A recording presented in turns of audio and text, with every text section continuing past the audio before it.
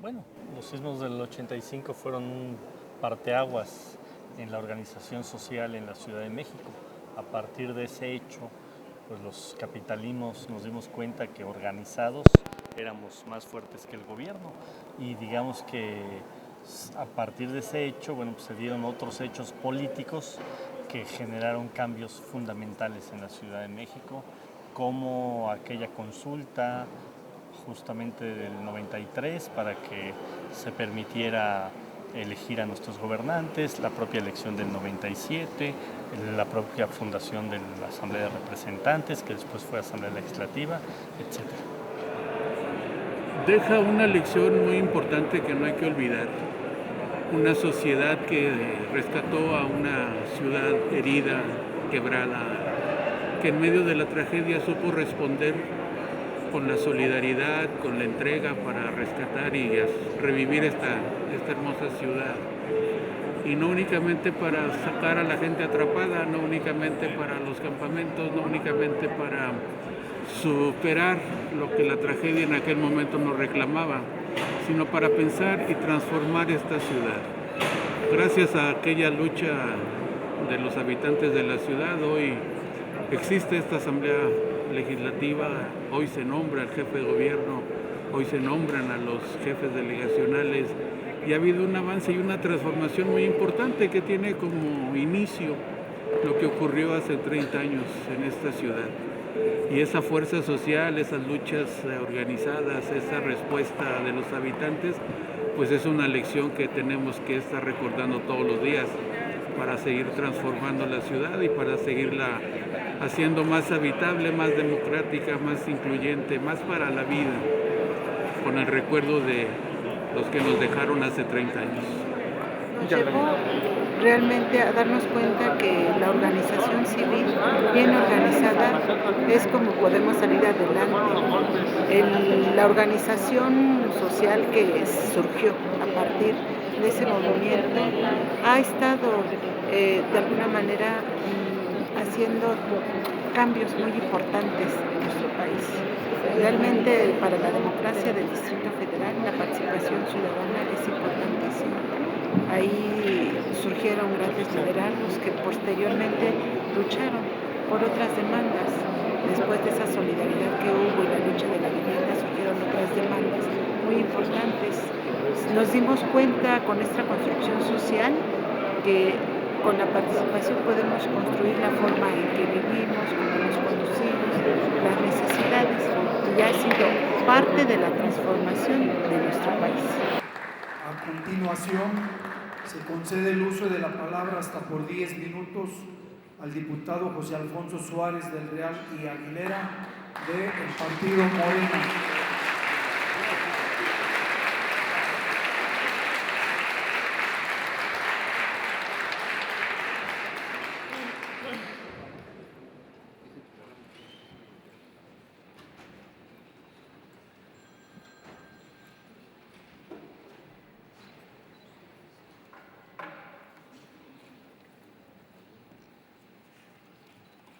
Con su venia, señor presidente, ciudadanas legisladoras, ciudadanos legisladores, ciudadanas y ciudadanos del Distrito Federal, distinguidos invitados. Morena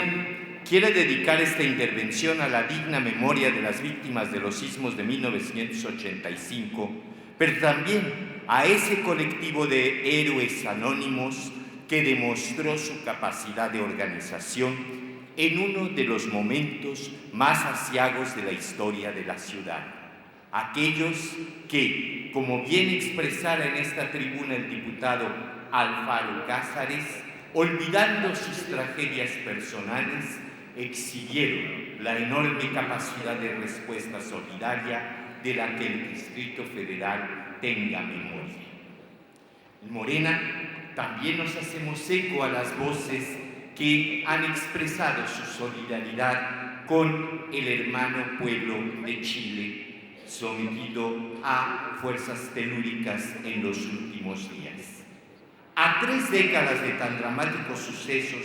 bien vale la pena hacer el balance en torno al quehacer legislativo y al gubernamental en materia de la protección civil y gracias a ello podremos ubicar las desviaciones y aquellos pendientes que debemos a esa solidaria sociedad emergida de los escombros de los sismos de 1985. Que nadie se equivoque. El movimiento urbano popular ha decidido libremente a quién apoya y con quién milita. Ese colectivo, al que la clase política de la época denominó sociedad civil, es la simiente del proceso democratizador del Distrito Federal, entre cuyos logros se encuentra esta soberanía como órgano de representación popular al que se le escamoteó hasta 1995, es decir, una década después de los sismos, la facultad acotada de legislar, hecho que permitió decretar la primera ley de protección civil del Distrito Federal en diciembre de ese mismo año. Aprovecho la ocasión para expresar el reconocimiento desde esta tribuna popular a todas y a todos aquellos que intervinieron en la elaboración de esa ley,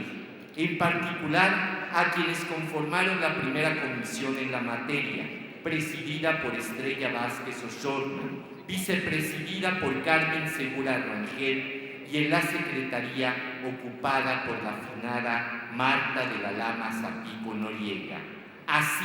como de la orientación jurídica del doctor Alfredo del Valle, cuyos aportes fueron fundamentales en la sólida construcción de una ley compacta y accesible a toda la población. Conformada apenas por 58 artículos en 7 títulos y 6 transitorios, la ley asume como eje rector la protección del ser humano, de su vida, sus bienes y su entorno, plasmando expresamente en la fracción quinta del artículo 9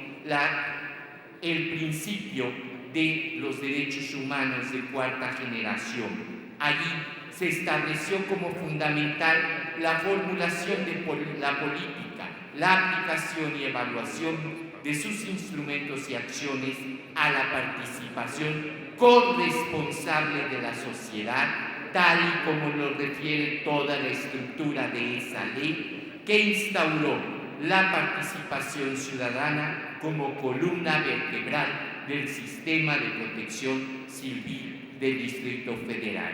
A 30 años de distancia, el 27 de noviembre del año pasado, se aprobó aquí una reforma a la ley integrando 226 artículos, casi 4 veces más que la anterior, 6 títulos y 23 artículos transitorios. La buena voluntad del legislador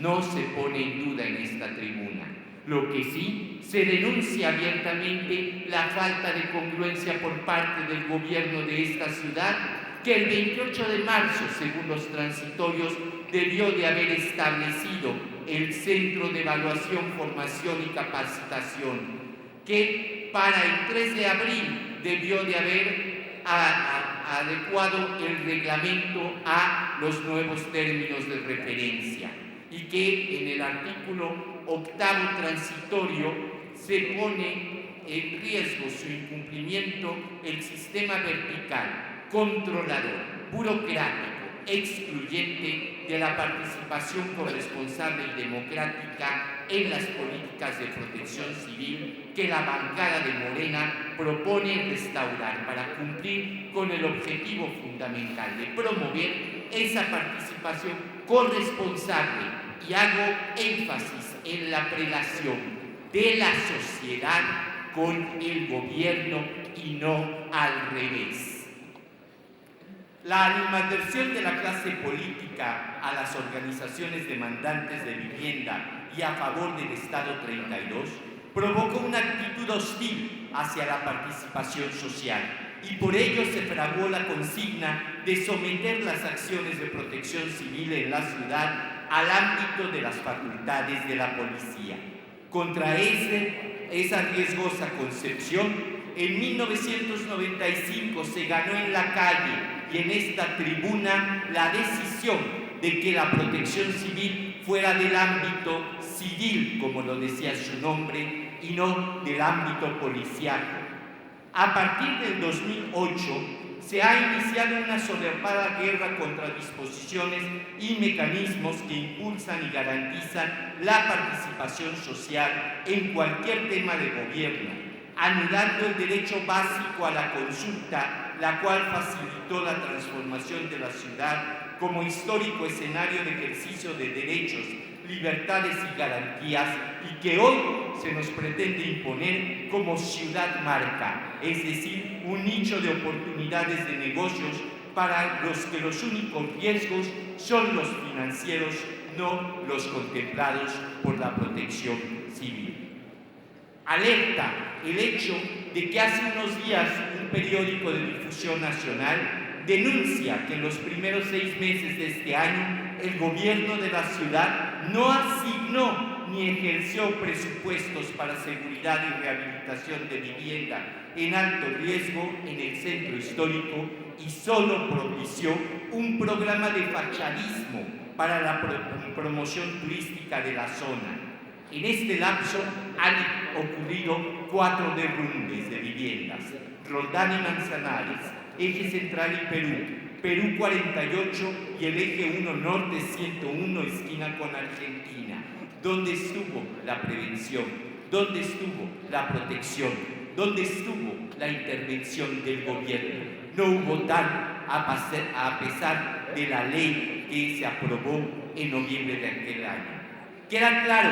que para esta administración la protección civil es motivo de simulacros, actividades que sin la previa preparación colectiva desde espacios naturales de convivencia o de trabajo son meros ejercicios mediáticos sostenidos por las generaciones que han recibido en la escuela el adiestramiento sobre el quehacer ante los sismos. Esas generaciones actúan porque su instinto de sobrevivencia ante fuerzas telúricas ha sido educado, pero en la ciudad se carece de un entrenamiento ante ocurrencias de un incendio, una inundación u otro tipo de riesgos. Es por ello que Morena se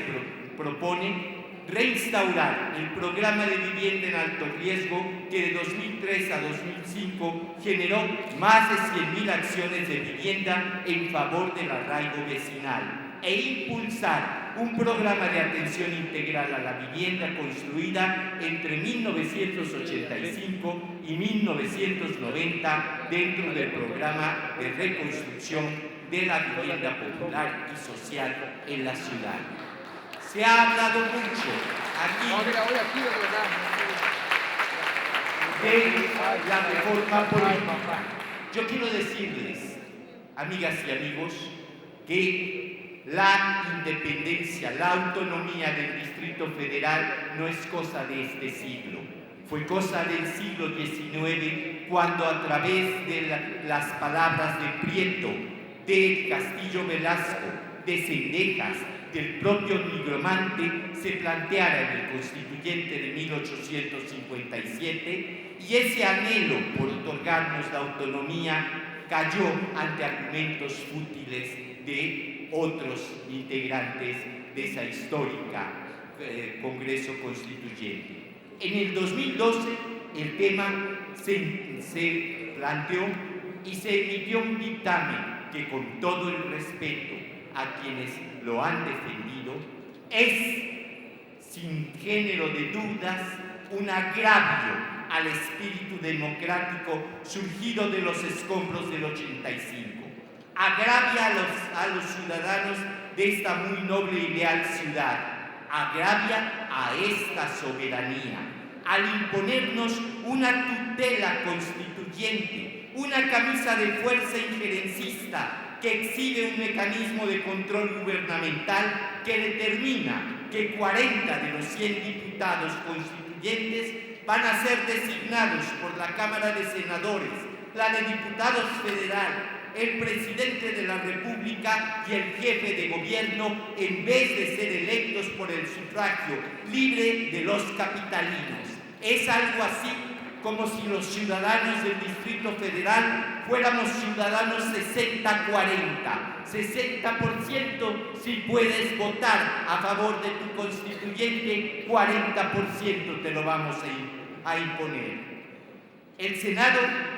el Senado se discutió otra visión. En el Senado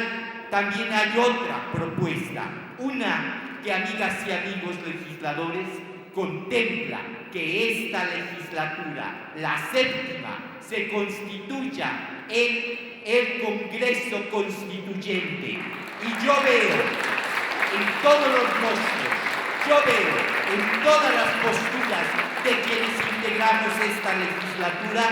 la capacidad de construir ese constituyente de la Ciudad de México y así cumplir los anhelos de nuestros electores, los anhelos de Prieto, del Castillo, de Zarco y Ramírez. Por decencia parlamentaria,